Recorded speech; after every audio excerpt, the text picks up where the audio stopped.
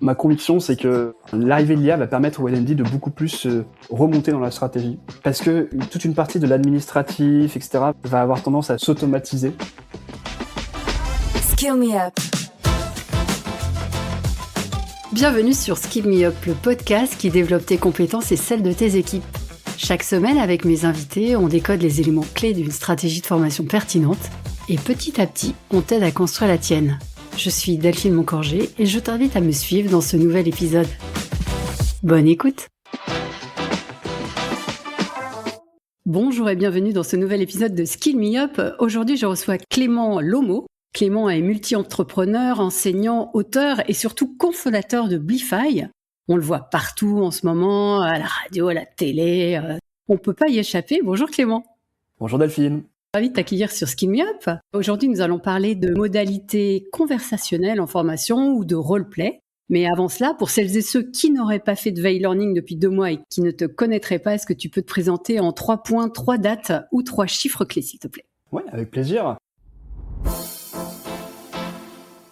Eh bien écoute, peut-être démarrer par un nombre d'années. Je passais 4 années dans une très belle boîte dont je me souviens que j'ai de très bons souvenirs, qui s'appelle 360 Learning. Je m'occupais du marketing, j'étais directeur marketing là-bas et je m'occupais aussi du produit dans ces premières années. J'ai accompagné la boîte dans son expansion à l'international. C'était une très belle expérience. C'est là-bas que j'ai pu voir tout le plein potentiel du digital dans l'information. Et puis aussi un peu les écueils. Donc c'était une belle expérience. Une autre date, c'est peut-être 2014, c'est la sortie de mon livre sur les MOOC, qui était dans une grande mode à l'époque et qui nous rappelle qu'il faut faire attention aux tendances, puisque les MOOC étaient très en vogue à l'époque, on leur prédisait un bel avenir et finalement ils ont un peu passé de date, donc je trouve que c'est un bon exemple à garder en tête même quand on parle aujourd'hui d'IA. Et puis le dernier, peut-être 1,8 million, c'est le montant de notre dernière levée en pré-seed chez Blify. C'est un des plus importantes levées en pré-seed dans le monde du corporate learning, donc on est très content, ça va nous permettre d'avancer plus vite et d'avancer sur ces grandes tendances dont tu parlais, notamment le conversationnel. Merci beaucoup Clément.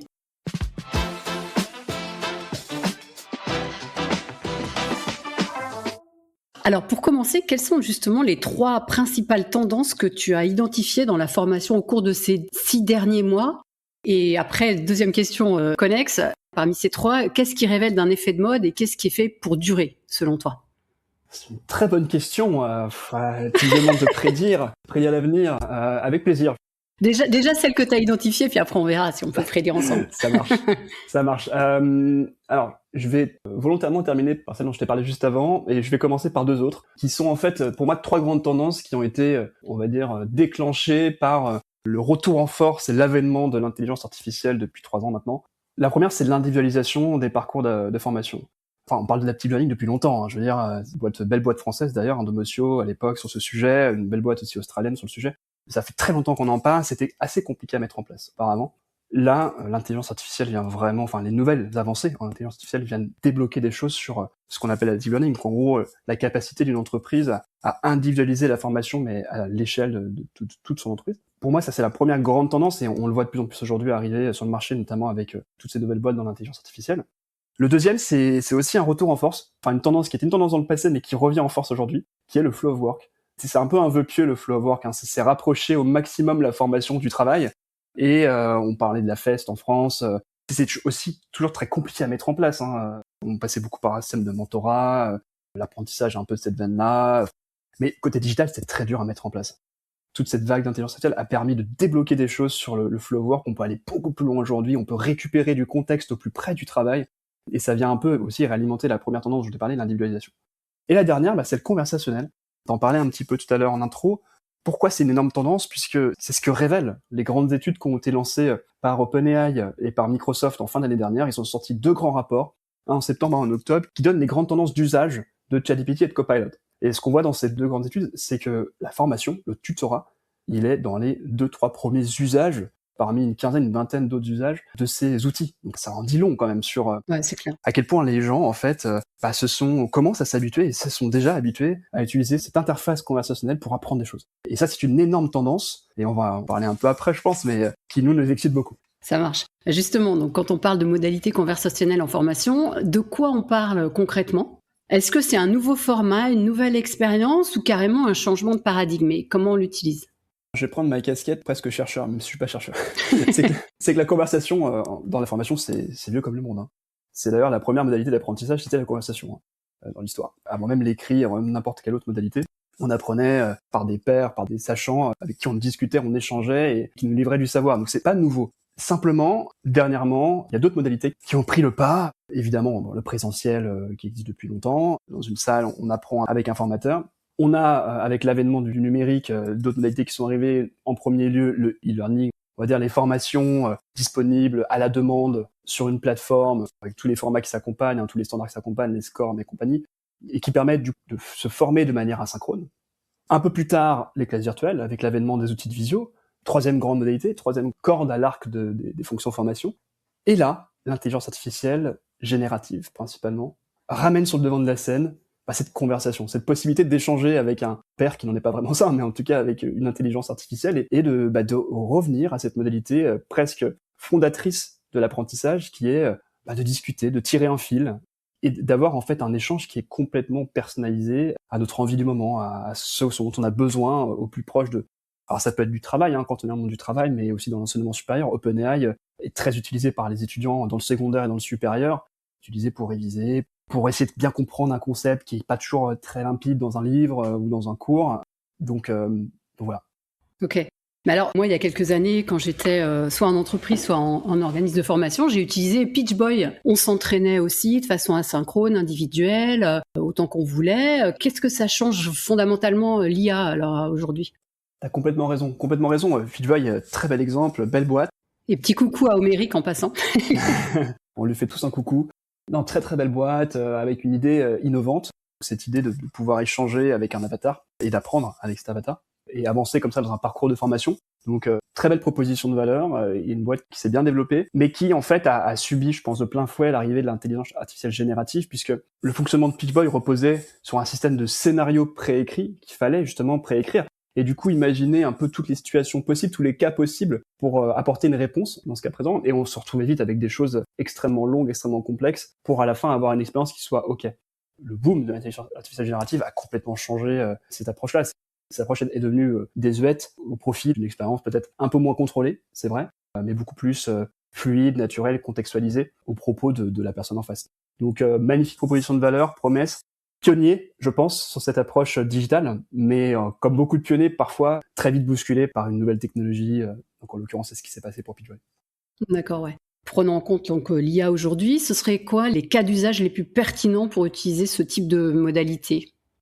J'en vois plusieurs. T'en parlais au début, il y en a un qui est très intéressant et qui revient aussi bien sur le devant de la scène et qui aujourd'hui était très fait en présentiel, c'est le jeu de rôle. Le jeu de rôle, c'est cette capacité à se mettre en situation, à échanger avec un ou plusieurs personnes et d'atteindre un objectif, d'avoir une petite mission à atteindre au cours de cette mise en situation. C'est une modalité très pratiquée, notamment dans le management et dans l'univers commercial en présentiel. Mais là, le digital et notamment l'intelligence artificielle permet de faire ça de manière encore plus contextualisée, de faire ça à l'échelle dans l'entreprise. Alors, il y a plusieurs façons de le faire, façon à l'écrit, à l'oral. Les modèles de langage, y compris les modèles vocaux, sont extrêmement performants. Donc, on peut avoir des discussions qui sont très fluides, ce qui n'était pas encore le cas il y a ne serait-ce qu'un an et demi, 2 ans. Ça va très très vite. Et donc, je trouve qu'un premier cas d'usage, c'est celui-ci, c'est la capacité à faire des jeux de rôle un peu à l'échelle dans l'entreprise. Et à avoir aussi des retours qui sont individualisés. Ça, c'est important, c'est que on n'est pas simplement dans le fait d'avoir une expérience un peu interactive d'échange. Non, derrière, on a aussi une évaluation, une correction qui se fait de manière ultra personnalisée, quoi. Ça, c'est une première chose. Et puis, une deuxième chose, c'est dans l'accompagnement, dans le coaching, dans l'assistanat quotidien d'un collaborateur ou d'un étudiant, où là, évidemment, le conversationnel et l'IA générative joue un rôle essentiel. Et c'est toute sa puissance, c'est d'être capable de retenir au fil de l'eau un contexte entre l'utilisateur et l'agent conversationnel, puis d'être capable de l'accompagner dans le temps, de repousser des sujets qui sont des sujets importants, d'aider l'apprenant à se questionner sur certains autres sujets. Donc, à mon sens, le conversationnel est aussi c'est un très bon cas d'usage. Et justement, est-ce que ça change quelque chose à la posture de l'apprenant ? Est-ce qu'il est plus autonome, plus actif ou au contraire, est-ce qu'il est plus consommateur ? Enfin, est-ce que ça change quelque chose ou pas, en fait, par rapport à, on va dire, des mises en situation qui avaient lieu en présentiel ou avec un coach ou avec... Je pense que les deux sont très différents. Déjà, l'un ne remplace pas l'autre, c'est important de le préciser. Le présentiel ne disparaîtra jamais, faut se le dire. Moi, ma conviction, c'est que même les autres modalités, évidemment, le cas virtuel existera toujours, le e-learning aussi. Donc c'est plutôt, ça apporte autre chose. Pour moi, ce que ça peut apporter à un apprenant, déjà, c'est la capacité d'avoir une situation extrêmement précise, dans un univers qui soit un univers sans jugement, où la capacité d'avoir ce sentiment qu'il n'y a aucun jugement, et donc qu'on va pouvoir travailler des situations qu'on n'aurait pas forcément osé travailler avec son manager ou avec ses pairs, par crainte tout simplement du jugement, quoi. Donc pour moi, c'est un énorme avantage. La deuxième chose, c'est la capacité, enfin nous on appelle ça le just-in-time learning, la capacité à être disponible au moment précis où on en a besoin. Le jeu de rôle en présentiel, super, mais c'est une journée, quand on a de la chance, une journée tous les 3 mois, tous les 6 mois, et la plupart du temps, c'est jamais, quoi. Là, l'avantage, c'est j'ai une situation potentiellement problématique qui se présente dans un quart d'heure, 1 heure, un entretien, une conversation difficile avec mon manager parce que c'est la période des augmentations ou parce que je dois faire un recadrage parce que la personne est systématiquement en retard. Bref, je dois faire ce type d'exercice, de conversation difficile. J'ai enfin une possibilité de le faire et d'avoir un retour et de réessayer de manière illimitée, sans fatiguer quelqu'un en face de moi, pour m'améliorer et être meilleur au moment où la situation se présente. Pour le coup, ça rejoint ce que tu disais tout à l'heure, in the flow of work. On est complètement dans the flow of work, exactement. Mais c'est ce côté, je trouve, à la demande, est aussi un gros avantage. Si on avait eu ça chez Bouygues Télécom, les offres, elles changent régulièrement. Il faut mémoriser à la fois la complexité de l'offre, les tarifs, les machins, les exceptions. Franchement, t'as ça sur ton mobile, tu révises quand il n'y a pas de client dans la boutique, c'est trop bien, quoi. Tu révises et puis ça vient te challenger potentiellement aussi sur des petits détails de l'offre que t'as pas forcément en tête. Que t'as pas mémorisé, ouais. Les petites clauses pour les assurances. Exactement. Est-ce qu'il y a des limites, j'imagine, des moments où justement cette modalité conversationnelle, elle n'est pas du tout pertinente et le risque, c'est de vouloir la mettre partout en disant « c'est magique ». Est-ce qu'il y a des choses où, selon toi, c'est pas du tout adapté, quoi? Écoute, je pense que, et nous on le voit en entreprise avec laquelle on parle, il y a toujours des typologies de formation dans lesquelles on a la volonté d'avoir quelque chose de plus linéaire. Peut-être aussi de plus visuel, c'est-à-dire d'avoir une vidéo qui se suit, de presque brander, tu vois, de presque marketer avec la marque employeur de l'entreprise, etc. Là-dessus, évidemment, le conversationnel a moins d'intérêt. C'est pas son objet. Je pense que tout ce qui est aussi très bien fait par du présentiel, du type de la formation très technique sur de la formation plus proche des outils, tu vois, parce que tout le monde n'est pas col blanc, évidemment, donc toutes les formations qui sont plus près du poste de travail, sur des chaînes de production ou des machines-outils, évidemment, là-dessus, ça s'y prête assez peu.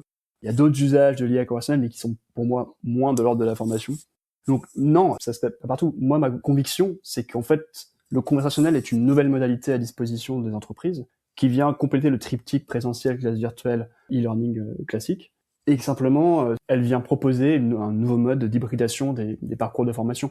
Elle va avoir, par exemple, de très gros avantages au niveau de l'ancrage des connaissances. Ça, on n'en a pas trop parlé, mais c'est comme une grosse valeur perçue aussi dans le conversationnel. C'est la capacité, en sus d'une autre typologie de formation, d'aller régulièrement repousser des choses, ou si la personne a une question et qu'elle se pose une question, d'aller lui repousser un contenu existant de l'entreprise. Et cette valeur d'ancrage, on sait à quel point elle est importante dans l'acquisition des connaissances. C'est un gros avantage du conversationnel. Voilà, plutôt émergence de nouvelles formes de parcours hybridés dans lequel ce conversationnel est présent en continu, de manière asynchrone, et pour autant complètement personnalisé, alors qu'avant c'était pas possible. Alors justement, parlons de personnalisation, puisque tu l'as évoqué comme une des tendances, et c'est vrai, comme tu le dis, on en parle depuis des années sans vraiment y arriver concrètement. Donc là, est-ce que pour toi, c'est le pas supplémentaire qui permet, avec ces agents IA intégrés dans les modalités conversationnelles, de personnaliser au plus près, puisque finalement, si je comprends bien ce que tu m'expliques, chaque conversation est individualisée, puisqu'en fonction des réponses, l'IA s'adapte. Donc, on peut dire que pour 2 personnes qui démarrent en parallèle, ce sera pas du tout la même conversation, on n'abordera pas les mêmes points, ils n'auront pas les mêmes manques. Est-ce que c'est juste ou...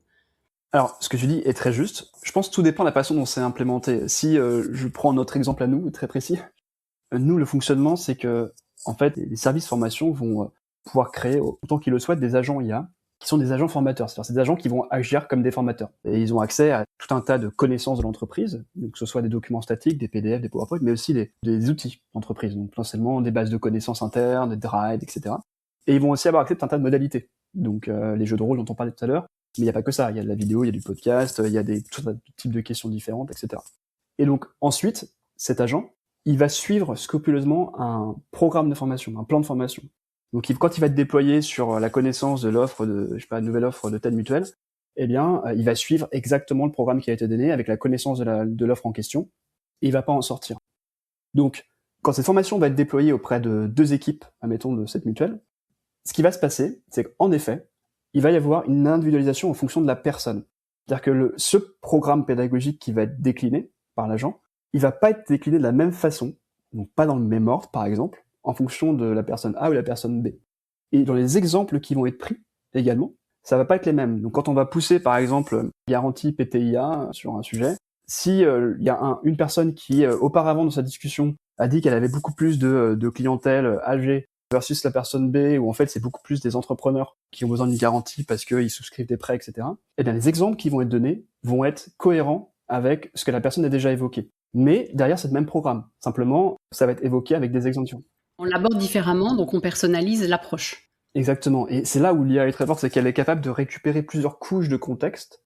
Un contexte global de l'entreprise, un contexte qui peut être très spécifique, lié à une formation très spécifique du type cette offre-là en question, l'offre PTIA sur tel type de public, et de sortir des contenus qui vont être en plus contextualisés à l'utilisateur, à son job, à ses enjeux du moment, à sa clientèle si on parle d'un commercial par exemple, ou à son type d'équipe si c'est un manager. Un exemple que j'aime bien donner, c'est l'exemple de Club Med, qui est un de nos clients, qui forme ses managers avec notre outil. Il forme des managers à la fois au resort et au siège. Mais c'est la même formation derrière. Donc c'est une formation par exemple sur le feedback, qui est alignée avec le modèle de leadership du Club Med, qui est un document qu'ils nous ont donné, qui est un PDF énorme, qui auparavant dormait dans un tiroir. Jamais consulté. Exactement, et ça leur a pris des années à faire ça. Il est super leur truc, franchement il est génial. Maintenant il est intégré dans connaissance de notre outil. Et la même formation qui est déployée auprès du resort, d'un manager d'une équipe bar et d'un manager d'une équipe, c'est la même. Mais par derrière, les exemples sont complètement différents. Tout ce qui va sortir sur le manager de l'équipe bar, c'est pour un feedback de recadrage, ça va être par exemple, le matin vous arrivez, le bar est mal rangé, il faut faire un retour au manager de l'équipe bar. Rien à voir pour l'équipe évidemment du siège. Je trouve que c'est un exemple qui est assez parlant parce que ça permet de comprendre à quel point l'IA permet de rendre scalable ce type de formation tout en individualisant les parcours. Et alors du coup, qu'est-ce que ça change en termes de conception pédagogique? Est-ce qu'il reste un rôle pour l'équipe L&D? Bien sûr. Non, bien sûr, mais le rôle il est essentiel parce que ce que je disais tout à l'heure, cette modalité-là, elle fonctionnera jamais en full standalone. Hein. Ouais, voilà, tu peux pas demain, on peut pas aller voir BNP et dire hey, ça y est, maintenant, fini le présentiel, fini l'e-learning, on fait tout sur du conversationnel. Ce monde-là n'existe pas. C'est pas l'objectif du tout, et je pense que ce serait une grosse bêtise de faire ça. L'avenir, il est dans l'hybridation des parcours, l'utilisation de cette modalité pour ses forces, couplée avec les forces des autres modalités.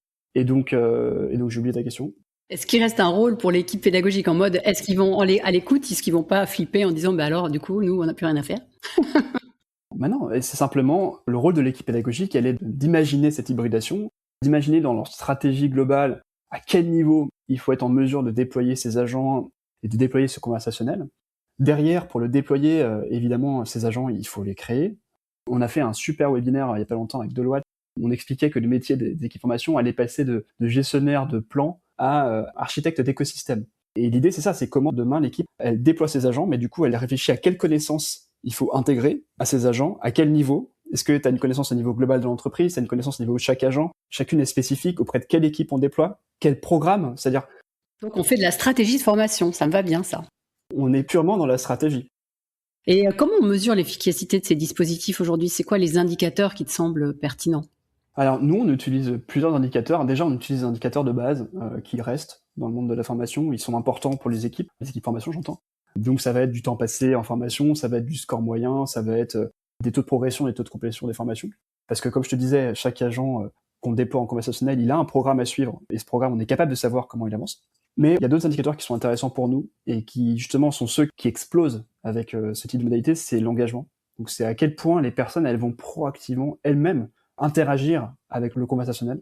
Et là, les taux qu'on voit, nous, aujourd'hui, c'est 50% d'usage par semaine sur des formations non obligatoires, typiquement du management, du commercial, etc. Versus plutôt 10 à max 15% par mois sur des LMS ou des LXP traditionnels. Et après, il y a toutes les nouvelles métriques dont je te parlais. Nous, on estime être au plus proche de ce qui fait l'impact de la formation. Donc, il y a le time to autonomy, qui est très important, et qui est principalement celle-là sur laquelle on va travailler. Nous, on travaille sur cette modalité avec un système de scorecard.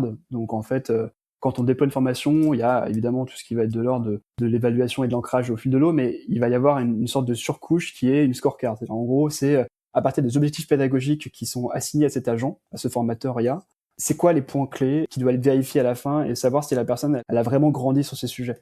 Et c'est quelque chose qui est un peu méta, qui est un peu en surcouche, et qu'on va vraiment après aller ressortir dans les métriques pour être capable de montrer si la personne a vraiment monté en compétence sur tel ou tel sujet. Et ça vient prendre en compte un tas de signaux, c'est-à-dire pas uniquement des réponses à des QCM, mais aussi la pratique. La pratique, c'est très important. Donc les jeux de rôle en question permettent de comprendre, avec des signaux faibles parfois, si la personne elle est en maîtrise ou non d'un sujet. Et ça, on le ressort aussi, et ça vient notamment dans le time to autonomy. Et les critères qui sont dans la scorecard, vous les déterminez avec les clients, j'imagine, en amont? Exactement. En fait, ce qui se passe, c'est quand on déploie un agent et que la personne crée cette scorecard, déjà, cette scorecard, on lui fait des suggestions. Mhm. La personne peut les modifier la scorecard. Et une fois qu'elle existe, ça devient en fait le blueprint, quoi. C'est la chose qu'on utilise comme référence dans la montée en compétence des collaborateurs sur cet agent. Pour le coup, l'équipe formation à la main. Et dernière question, si ces modalités conversationnelles tiennent leurs promesses, comment t'imagines une stratégie de formation dans 3 à 5 ans justement? Et je vais même plus loin, est-ce que les LMS vont continuer à rester du coup? Ça fait longtemps qu'on prédit la mort des LMS, donc je vais pas faire cette erreur.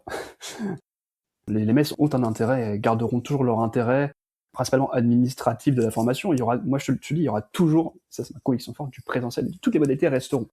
Et donc, pour moi, l'enjeu demain, il est plutôt d'être capable, dans la stratégie de formation, de bien articuler ces modalités. Et donc, si je devais donner, mon 2 cents sur la stratégie à 5 ans, moi je pense que le présentiel va se premiumiser. Et j'ai l'intuition qu'on va essayer idéalement, il va essayer d'être conservé pour toutes les équipes, mais de manière assez événementialisée et sur des thématiques très, où vraiment, qui tourneront vraiment autour de l'interaction et de l'animation de l'équipe, quoi. Moi, je le vois beaucoup comme ça.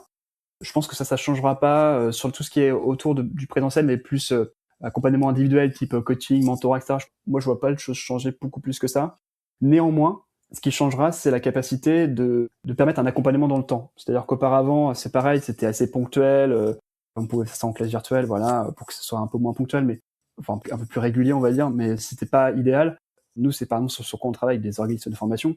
C'est la possibilité de faire une formation ou un accompagnement intenté, mais par derrière d'avoir une sorte de digital twin du formateur qui soit disponible tout le temps. Et ça, je pense, c'est la petite add-on qu'il va y avoir. Et après, ma conviction, c'est que l'arrivée de l'IA va permettre au L&D de beaucoup plus remonter dans la stratégie. Parce que toute une partie de l'administratif, etc., va avoir tendance à s'automatiser. La création de contenu, qui prenait beaucoup de temps aussi, a été largement facilitée par l'arrivée de l'IA. On n'a pas beaucoup parlé de ça, mais parce que là, on parle beaucoup de conversationnel, mais l'IA, elle a aussi beaucoup changé la production du contenu, hein, évidemment. Et donc, pour moi, demain, c'est beaucoup plus de temps à réfléchir à la stratégie et donc à avoir des outils qui centralisent toutes les modalités et qui permet pour chacune des équipes, chacun des collaborateurs de déployer à un moment donné un agent précis parce qu'il y a un temps donné dans la boîte où, je sais pas, c'est la période des entretiens annuels, donc il faut s'assurer que chaque manager est monté en compétence sur les conversations difficiles à semaine -2 des entretiens annuels et c'est capable d'automatiser ça potentiellement, tout en laissant un humain dans la boucle, hein, donc en s'assurant qu'un humain puisse valider que le programme est bien le bon. Ça peut être toute sortie de nouveaux produits, être capable de le détecter et donc d'envoyer une alerte au responsable formation en disant « Hey, tu sais que dans ton Drive ou dans ton Notion ou dans ton Slack ou dans ton Teams interne, on a détecté qu'il y avait une annonce sur le fait qu'il y a un nouveau produit qui sortait. Est-ce que tu es intéressé pour que ce soit déployé auprès potentiellement des équipes commerciales? Est-ce que tu veux mettre un directeur commercial dans la boucle pour valider cette action ?» Moi, c'est ma conviction, en tout cas, pour 5 prochaines années. Ok, très bien. Je te propose maintenant de passer aux questions signature du podcast. Allez.